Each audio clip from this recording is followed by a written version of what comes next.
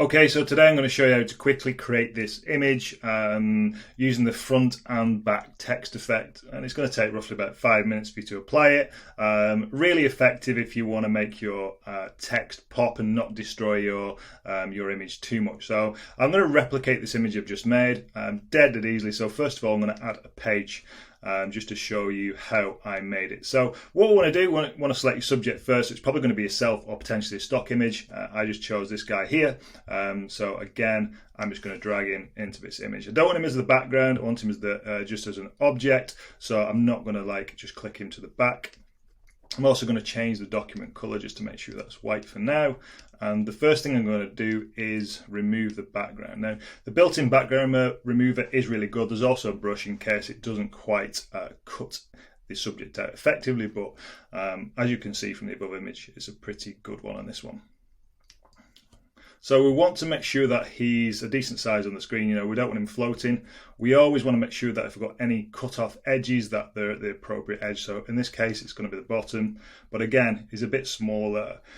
Now you can resize it in two ways. You can drag the corners either way. What I prefer to do is hit the Option key and then it'll enlarge it from all directions at the same time. I want to make him pretty big, so I think that'll do. We don't want to have him too close to the top because on Instagram, on your actual feed, on your profile, it makes it square rather than 1080 by 1350. So we just want to make sure that we're not going to be losing or cropping any heads off bodies, etc.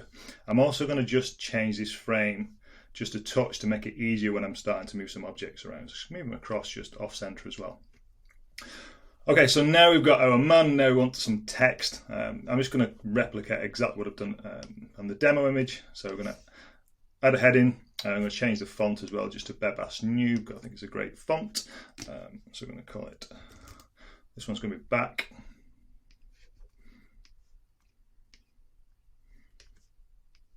Oh, it's not letting me drag. There we go. Back. And then I'm going to replicate that as well. I'm just going to, we'll call this one front. Just going to do a rough resize, just make sure it's the right size. And then what you can do as well, you can click on one, hit shift, and then the other one, and you can position them just to make sure they're right. I'm just going to drag it up a touch as well. As you can see, looking similar, bit of a resize going on, but that's absolutely fine. And obviously the color as well. Before I can really change the colour to the grey colour that I've got at the top, I just want to have some contrast while I was doing the typing, just to make sure it's easier on the eyes and you get a really good feel of how the image is going to look. So we're going to select both of those texts. We're going to position them backwards, so we want them behind the subject.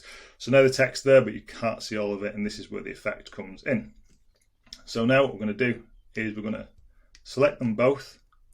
See them both selected there. And we're going to duplicate them, then we're going to apply some effects. So the reason why I group it is, rather than just like doing the effects to both of them, individually, you can just do it at the same time. It's far quicker. Effects, I'm going to use the hollow effect, but the thickness of the line is far too thick. So we want to go to about 5 points. It looks about right.